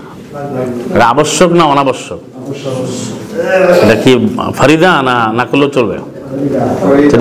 তাহলে এটা তো আমাদের মানতে, আমরা তো পড়ি, তাহলে এটা আমাদের খুব সিরিয়াস হইতে হবে। ভাই ঠিক আছে, তা কই লোক তো পাই না, প্রয়োজনে বা মানে এইভাবে দরকার নেই, আপনি নিজে মেনে আসেন। আমরা শুরু করবো না, আমরা তো শুরু করে দিয়েছি, আমরা কাজ করছি, বুঝলেন, আমরা ঐক্যবদ্ধ কোরআন নিয়ে। তাহলে এখানে হচ্ছে নিশ্চয়ই তোমার রব জানেন তুমি দাঁড়াচ্ছ আদনা কাছাকাছি, এবং রাতে 3 ভাগের 2 ভাগের কাছাকাছি, এবং রাতের অর্ধেক এবং 3 ভাগের এই রাতের এই প্র্যাকটিস আমলটা হচ্ছে আপনাদের 73-এর 20-এর আমল হচ্ছে। তা আল্লাহ অনুগ্রহ করে অপশন দিয়েছেন আমাদেরকে 3 ভাগের 2 ভাগ অথবা অর্ধেক অথবা 3-এর 1। তো মাঝে মাঝে মনে হচ্ছে আশঙ্কা মনে হচ্ছে পুরো রাতে সজাগ থাকি, তাহলে তো ওরা আয়াত মানা হয় না, আয়াত একটু শুইতেও বলছে, নাহলে পুরো রাত তো বলে না, বলছে 3 ভাগের 2 ভাগ অর্ধেক 3 ভাগের 1 ভাগ। এবং তুমি দাঁড়াবে তোমার তয়েফা মানে একদল, মিনাল লাদিনা মাকা যারা রয়েছে তোমাদের সাথে, মাকা তোমার সাথে, কা 1 বছর, কা এই কাকে সালামুন আলা মুহাম্মদ না, এটা ব্যাখ্যা করার জন্য আবার এই আবু দাউদ লাগবে, ইবনে কাসির লাগবে, বারুল মুহিত লাগবে, মাজারি মানার লাগবে, কোনো প্রচলিত তাফসীর গ্রন্থ লাগবে। মা আল্লাহ এটা কে না বোঝে বুঝবেন মা আকা, এটা তো নবী কি বলছে সালামুন আলা মুহাম্মদ কি বলছে। তাহলে একটা চমৎকার একটা আলহামদুলিল্লাহ আলহামদুলিল্লাহ রাতের, আমি যদি আপনাকে বলি যে নৌকায় উঠেছিলাম নূহ, সেখানেও তার ঐক্যবদ্ধ ছিলাম, ওই দিন আলোচনা করলাম, সেখানে মুমিনরা আছে, রাতেও তাও নবীর সাথে আছে না, তা আলাদা থাকতে পারবেন। এখন বুঝেন তো আপনাদের ওই যে জমি কেনার জন্য কেন নোটিশ করছে, এই আয়াত মানার জন্য। আপনি যদি জমি না কেনেন একদম না, তাহলে তো আপনার এই আয়াত মানা হবে না, ঠিক? এখন আপনি যে জায়গায় থাকেন এখানে গিয়েও আমি বসতে পারবো না, আপনার সে জায়গা নাই, আমার কাছেও আপনি আসতে পারবো না, তাহলে আমাদের এক জায়গা হবো কীভাবে বলেন? এটা জায়গা তো নিতে হবে। এবং জায়গা নেওয়াটা কি আল কোরআন ভিত্তি না কোরআনের বাইরে? হ্যাঁ, এবারে দেখেন এখানে ভাগ করছে কিভাবে, এর কাজটা কি? ফাকরাউ মা তায়াসসারা মিনাল কোরআন, তোমরা পড়ো যা সহজ করা হয়েছে কোরআনে, কোরআন থেকে পাঠ করতে বলছে। পরেরটা আমি বলি এটা শেষের অংশ, আলিমা সায়াকুন, আল্লাহ জানেন যে তোমাদের মধ্যে কেউ অসুস্থ থাকবে, কেউ আল্লাহর পথে বের হবে, সে অনুগ্রহ অন্বেষণে, মানে এখানে দুটো বিষয়, একটা হচ্ছে কেউ তার জীবন সামগ্রীর জন্য বের হবে, ব্যবসা করতে যাবে, আল্লাহর পথে বের হবে, আবার কেউ আল্লাহর পথে সশস্ত্র যুদ্ধ করবে, যে অবস্থায় থাকো না কেন ফাকরাউ মা তায়াসসারা, আবার বলছে তোমরা যা সহজ হয়েছে কোরআন থেকে তা পাঠ করো। তাহলে বিষয়টা কি দাঁড়ালো, আপনি যে অবস্থায় থাকেন আপনাকে কিন্তু ঐক্যবদ্ধ থাকতে হবে, কোরআনও পাঠ করতে হবে। তারপরে বলছো আকিমুস সালাত ওয়া আতুজ যাকাত, এর সমাজ হয়ে গেল, তখন সালাত কায়েম হবে, যাকাত হবে। ও আকরিদুল্লাহ কারদান হাসানা, একবার নিজেকে সঁপে দেবে, চমৎকার। এই কারদান হাসানা ঋণ না, কিন্তু এটা আমাদের শীটে দেওয়া আছে, আমাদের এখানে কিন্তু কারদুন অর্থ করা হয় যে ঋণ, কর্দুন ঋণ না, কর্দুন মানে কাটা, হাসা মানে সুন্দরভাবে কাটা, মানে নিজেকে আল্লাহর জন্য কেটে ফেলা, অর্থাৎ কি কেটে ফেলা অর্থ ভুল বুঝেন না, অর্থাৎ কর্তন করা, নিজেকে সঁপে দেওয়া, নিজেকে উজাড় করে দেওয়া। উজাড় করে দেওয়া বলতে কোনটা, যে আমি আল্লাহর সন্তুষ্টির জন্য আমি নিজেকে বিলীন করে দেবো, যে শুধু আল্লাহর সন্তুষ্টি, আমার সব কিছু উৎসর্গ করে দেবো আল্লাহর জন্য। ওই ইন্না সলাতি ওয়া নুসুকি ওয়া মাহইয়ায়া ওয়া মামাতি লিল্লাহি রাব্বিল আলামিন, এটাই হচ্ছে কারদান হাসানা। কারণ ঋণ আরবি হচ্ছে দাইনুন, সূরা বাকারা 282, এখানে ঋণ না, কিন্তু আজকে দেখুন সারা দুনিয়া থেকে কারজা হাসানা মানে ঋণ। কিরকম ঋণ, যে উইদাউট টেকিং এনি প্রফিট নেওয়া ছাড়া, মানে প্রফিট নেবে না, আমি 100 টাকা দিলাম 100 টাকা ব্যাক করবে, এটাকে কারজা হাসানা বলে, মানে প্রফিট ফ্রি লোন নাকি, এটা বলা হয়, which is speaking like that, কিন্তু এটা কোনো দলিল নেই। আমি আয়াতগুলো দেখেন, কারদান হাসানা মানে আল্লাহর জন্য একেবারে ই করে দাও, নিজেকে সমর্পিত করা, তোমরা যা উপস্থাপন করো, যা তোমরা দাও সেটা আল্লাহ দিবেন। আচ্ছা, আরেকটা উদাহরণ দিই, সেটা হচ্ছে আমরা 4 নম্বর সূরার 100, এটা বলে শেষ করবো, 102-3, আপনারা জানেন যে এটা সকলের কাছে আয়াত বারবার পড়া হয়েছে, ওয়াইদা কুনতা ফীহিম ফাআকামতা লাহুমুস সালাতা, 4-এর 102-3, রাসূল যখন তুমি তাদের মাঝে থাকবে তুমি তাদের জন্য সালাত প্রতিষ্ঠা করবে, মানে ইমামতি করবে, ফাআকামতা লাহুমুস সালাতা, সালাত কায়েম করাবে, সালাম মুহাম্মদ ইমাম হবেন, আর আসহাব রাসূলুল্লাহ রাদিয়াল্লাহু আনহুম তারা তার পিছনে দাঁড়াবে, মুজাহিদরা সোলজাররা, ওয়ালতাকুম তায়েফা, তোমার সাথে একদল দাঁড়াবে, আরেক দল তারা অস্ত্র নেবে, তার সাজদাদের অন্যরা পিছনে চলে যাবে, পিছনে গেলে অন্য দল আসবে, মুসল্লি যারা সলা করেন ভাই উসল্লু মাকা, তারা সলা করবে, সলাৎ কেমন তোমার সাথে। তাহলে এখানে একদল রাসূল দাঁড়ালো, রাসূল একা দাঁড়িয়েছিলেন, তাহলে উনি কিন্তু যুদ্ধের ময়দানে আছে, ব্যাটেল ফিল্ডে, এবং উইথ ওয়েপন মানে অস্ত্র সহ দাঁড়াতে হবে। আর যারা পাহারায় ছিল, পেট্রোলে ছিল, তারা পিছনে ছিল। পেট্রোলে যারা ছিল তারা সামনে আসছে। নবীর সাথে কিন্তু কখন নবী কিন্তু একা ছিলেন না, হ্যাঁ, রাতেও পাইলেন মুমিনদের একদল, আবার যুদ্ধের ময়দানেও একদল পেলেন, নৌকায় কিন্তু নবী পেলেন একদল। তো আলোচনার শেষ পর্যায়ে চলে আসছি। হ্যাঁ যাবে। এবারে দেখুন যে সূরা হজের 22 নম্বর সূরার 78-এ এখানে শেষে বলা হয়েছে যে ইল্লাল্লাযিনা তাবু ওয়া আসলাহু ওয়া আতাসামু বিল্লাহি, যারা তওবা করে ফিরে এসেছে। এটা হচ্ছে 4, যেটা বলছিল 4-এর 146, আর 22-78-এ রয়েছে ফাকিমুস সালাতা ওয়া আতুজ যাকাতা ওয়া আতাসিমু বিল্লাহি হুয়া মাওলাকুম ফানি'মাল মাওলা ওয়া নি'মান নাসির। এটা ওয়াজাহিদু হাক্কা জারি শুরু হয়েছে 22-78। যে আল্লাহ যে তোমাদের নাম রেখেছেন মুসলিম, আগে তোমাদের জাতির পিতা ইব্রাহিম, তোমরা সাক্ষী হবে, আবার সেই রসুলও সাক্ষী হবেন, মানে কোরআন মানার যে প্রত্যক্ষ সাক্ষী, এবং আমাদেরকে সাক্ষী বানাবেন যারা আমরা কোরআন মেনেছি। সাক্ষী মানে কিন্তু মৃত্যুর পরে যে শহীদ, সেটা কিন্তু আল্লাহ বলেন না, মানে আল্লাহর বিধান মানার ক্ষেত্রে যে প্রত্যক্ষ সাক্ষী বিধান মানা যায়, এই জন্য তাকে সাক্ষী হিসাবে দাঁড় করাবেন। নবীরাও সাক্ষী হবেন এবং আমাদেরও সাক্ষী বানাবেন, এটা বলছেন অন্য মানুষের উপরে। তোমার সালাত কায়েম করবে, যাকাত পরিশোধ করবে, তোমরা আল্লাহর বিধানকে আঁকড়ে ধরবে, তিনি তোমাদের অভিভাবক। তাহলে এই যে আঁকড়ে ধরার কথা বলছে, এই জন্য বলছে এটা ঐক্যবদ্ধ হওয়ার কথা বলছে। ওয়া তাসিমু বলা হয়েছে এখানেও 22-78 ওয়া তাসিমু, ওই ফেলটা আছে, তোমরা শক্তভাবে পূর্ণাঙ্গ রূপে আল্লাহকে আঁকড়ে ধরো। আল্লাহকে আঁকড়ে ধরবে কিভাবে? হাবলুল্লাহ। এবার বলছে যে ওরা যারা তওবা করে ফিরে আসবে, যারা বিশুদ্ধ হবে, যারা আল্লাহর বিধানকে আঁকড়ে ধরবে, যারা একনিষ্ঠ হবে তার দিন মানার জন্য, লিল্লাহ ওয়া আখলাসু দীনাহুম লিল্লাহ, যারা নিবেদিত হবে, নিবিষ্ট মানে নিরেটভাবে, নির্ভেজালভাবে তাদের জীবন, তাদের যে জীবন বিধান মানে আল্লাহ প্রদত্ত জীবন বিধানটা তো আল্লাহর জন্যই করবে। ফাউলাইকা মাআল মুমিনিন, মুমিনদের সাথেই যাবে, মুমিনদের সাথে থাকবে। তো মুমিনরা আছে, একসাথে থাকবে। এবার আপনারা জানেন যে 9 নম্বর সূরার 71-এ অনেকবারই আমরা আলোচনা করেছি যে একটা চিত্র আল্লাহ আমাদেরকে রূপরেখা দিয়েছেন যে একটা মুসলিম সমাজ, কোরআনের সমাজটা কীভাবে হবে। 71 নম্বর আয়াতে ওয়াল মুমিনুনা ওয়াল মুমিনাতু বা'দুহুম আউলিয়াউ বা'দ, যে আমাদের মহিলাদেরকে নিয়ে তোমাদের বসতে হবে, যে মুমিন পুরুষ মুমিনা নারী একে অপরের সহযোগী। তারা কি ইউকিমুনাস সালাহ, প্রথম যে ইয়ামুরুনা বিল মা'রুফ, তারা সবাই কোরআনভিত্তিক কাজের আদেশ করবে এবং নিগৃহীত গৃহীত কাজের নিষেধ করবে। ওই নাহাউনা আনিল মুনকার, মুনকার মানে গৃহীত নিষিদ্ধ কাজ, এবং ইউকিমুনাস সালাহ, এই যে সালাত তারা কায়েম করবে, প্রতিষ্ঠা করবে। ইউতুনা যাকাত পরিশোধ করবে তারা। ইউতিউনাল্লাহ, তারা আল্লাহর আনুগত্য করবে, রসুল অনুসরণ করবে। তাহলে এখানে 5টা কাজ বলা হয়, সবাই ঐক্যবদ্ধভাবে করবে, মুমিন পুরুষ মুমিনা নারী। হ্যাঁ, এগুলো না মানলে আয়াতগুলো কি হবে? এগুলো আবশ্যক। উলাইকা সায়ারহামুহুমুল্লাহ, আর উহারা অচিরেই আল্লাহ তাদেরকে অনুগ্রহ করবেন। ইন্নাল্লাহ আজিজুন হাকিম, নিশ্চয় আল্লাহ সর্ববিজয়ী, সর্বমহাপরাক্রমী এবং সর্ব আইনদাতা। এইভাবে আপনাকে এটা হলো সমাজ আবশ্যকভাবে করতে হবে। আর অর্থাৎ একা থাকার বিচ্ছিন্নতার কোনো সুযোগ নাই। মুসলিম হিসাবে আপনি কোরআন জানছেন, বুঝেছেন, কোরআন মানছেন, জ্ঞান পেয়েছেন, এখন আপনি ওই যে একা একা কেউ নাই, কী করে, কেউ তো মানে না, মানে একটা অসস্তা নিয়ে স্বতন্ত্র চায় ভিন্ন ভিন্ন করতে, তো বলুন একা, এটা কোনো সুযোগ নাই। এটা থাকলে সে মুসলিম থাকবে না, কোনোভাবেই থাকবে না, কারণ সে জাহান্নামে যাবে। মুসলিম যে কোরআন মধ্যে মুসলিম হবে, সে একা থাকতে পারবে? তার মানে যে একা থাকা মানে সে মুসলিম না, মুসলিম হলে একা থাকবে না। জি, আমি এই আয়াতগুলো লক্ষ্য রাখবেন, পড়বেন। এবার প্রশ্নোত্তর আসি, যদি আপনাদের কোনো প্রশ্ন থাকে। এবার আমরা শেষ করবো এই সেশন।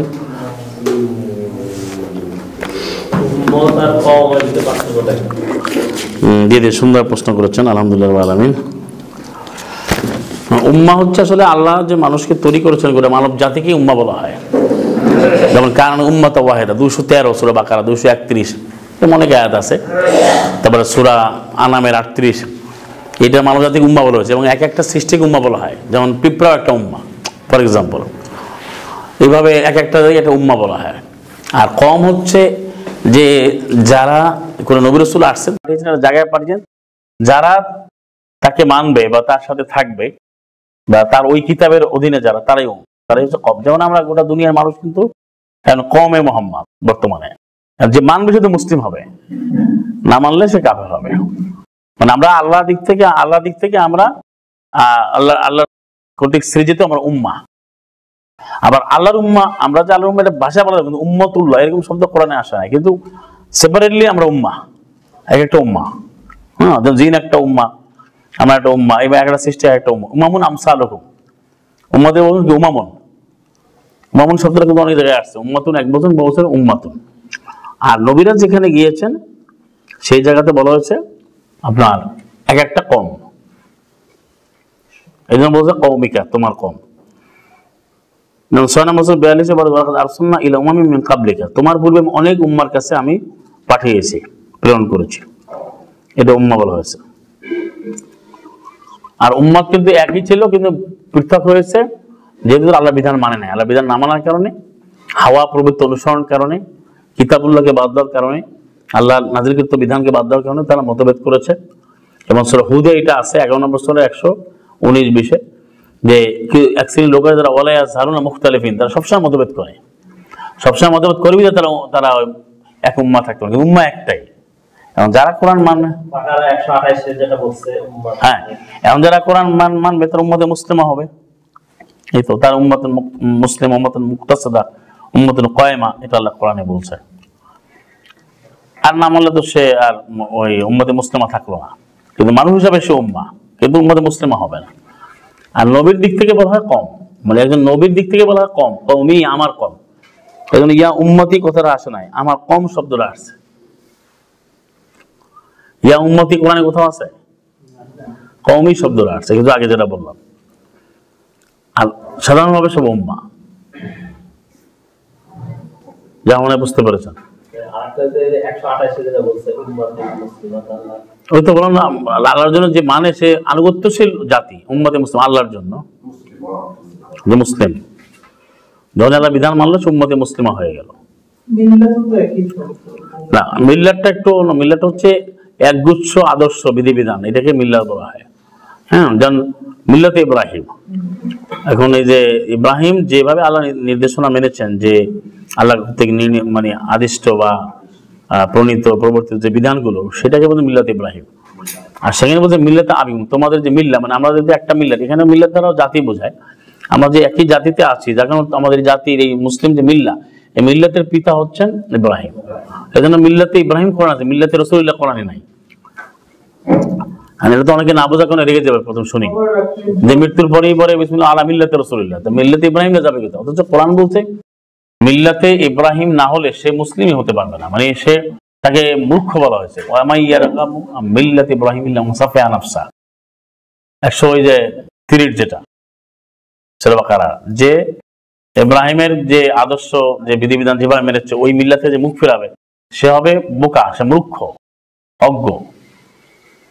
এবং এটা তো অর্ডার, মানে 3 90 91 16 123 কি বলছে? সুম্মা ওয়াহাইনা ইলাইকা, সূরা আহলের 123 নম্বর আয়াতে, যে আমি তোমাকে ওহী করছি হে রাসূল, তুমি মিল্লাতে ইব্রাহিম অনুসরণ করো। মানে মুহাম্মদ রাসূলুল্লাহ সাল্লাল্লাহু আলাইহি আল্লাহ আদেশ করেন তুমি মিল্লাতে ইব্রাহিম অনুসরণ করো, কত গুরুত্বপূর্ণ বিষয়। জি ভাই, আমি একটু প্রশ্ন ছিল ওই কওমের বিষয়ে।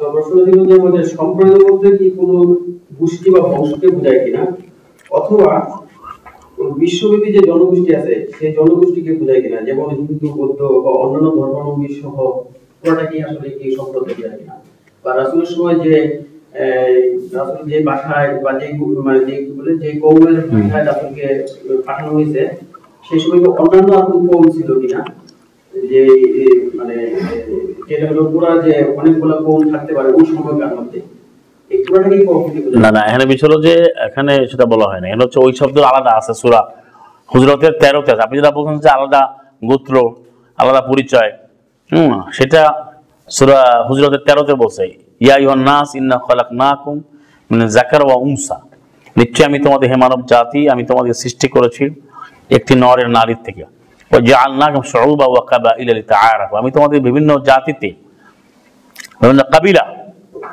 গোত্র, কাবায়েল, বহুবচন আমি ভাগ করে দিয়েছি, কেন? যাতে লিতাআরাফু, তোমরা একে অপরকে চিনতে পারো।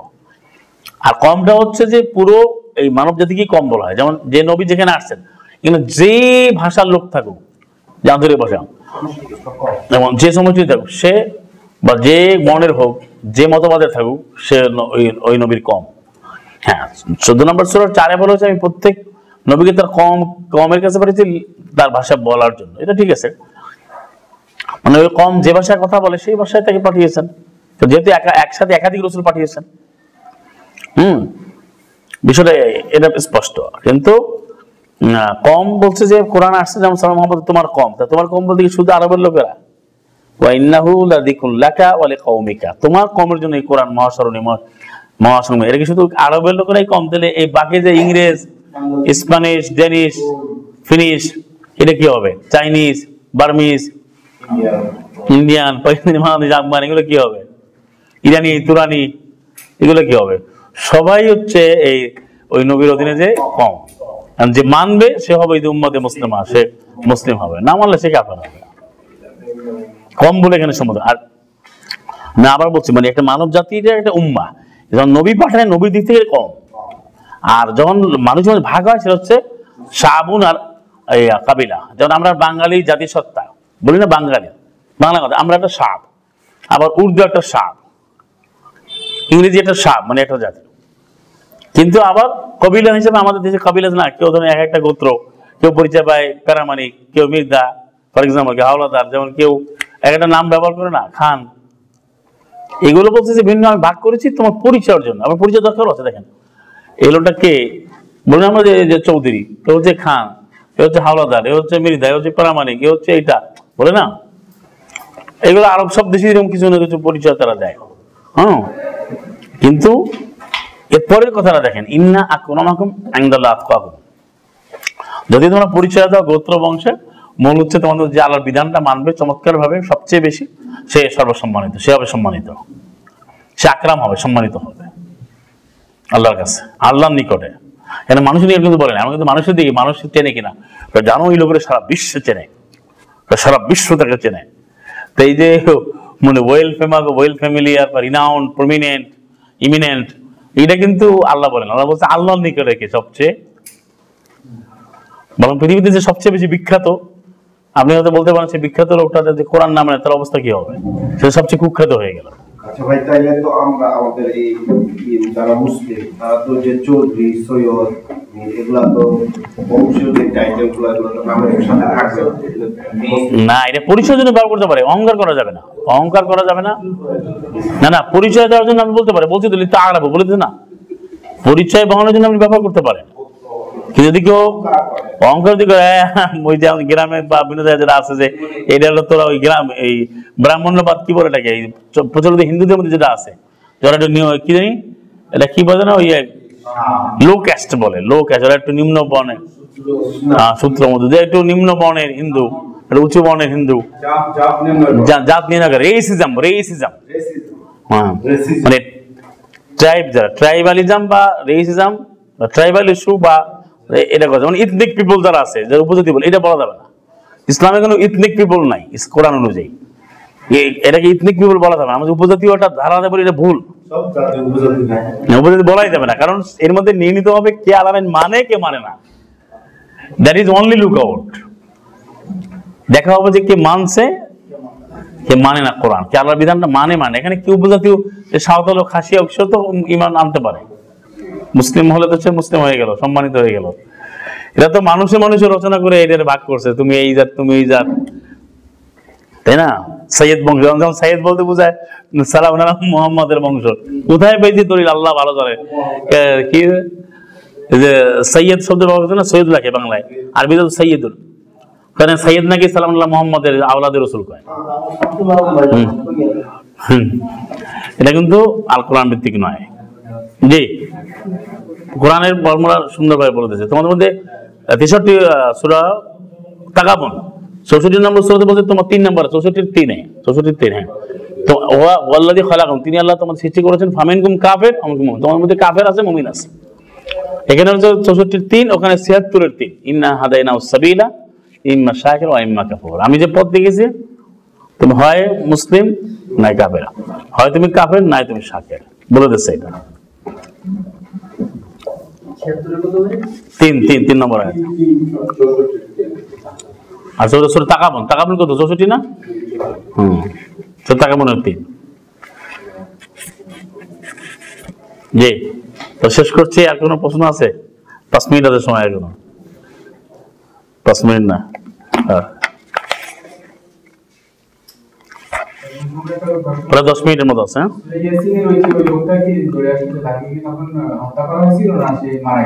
না এখানে তো আয়াত তুললে আপনি বুঝবেন, এখানে আয়াতের মধ্যে তো দেওয়া আছে।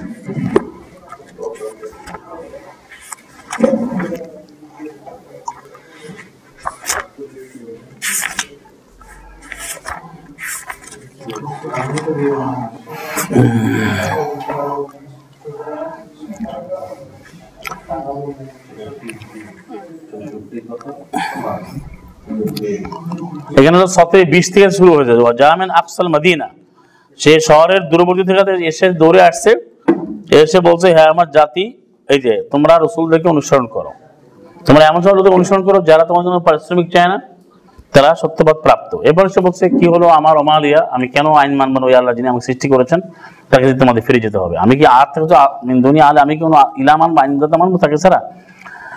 যদি দয়ালু রহমান যদি আমাকে ইচ্ছা করেন কোনো ক্ষতির, তাহলে তাদের সাফাত আমাকে কোনো কল্যাণ করতে পারবে না এবং আমাকে রক্ষা করতে পারবে না।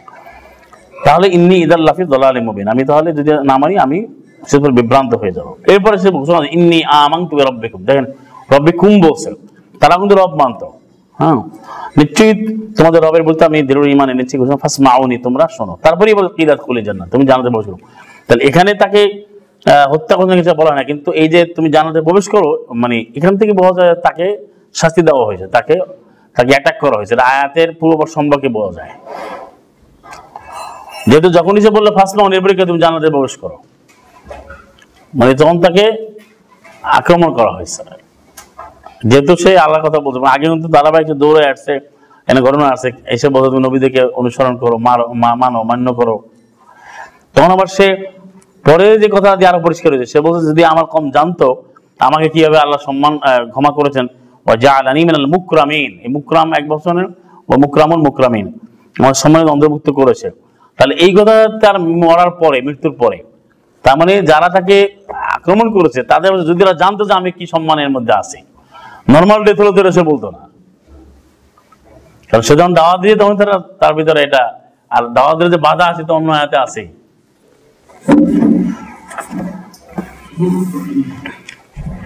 জি তাহলে শেষ করতেছে কি সানাইনা ওয়া আতা'না গুফরানাকা রব্বানা ওয়া ইলাইকাল মাসির ওয়া আখিরু দাওয়ানা আলহামদুলিল্লাহি রাব্বিল আলামিন। আসসালামু আলাইকুম ওয়া রাহমাতুল্লাহি ওয়া বারাকাতুহু।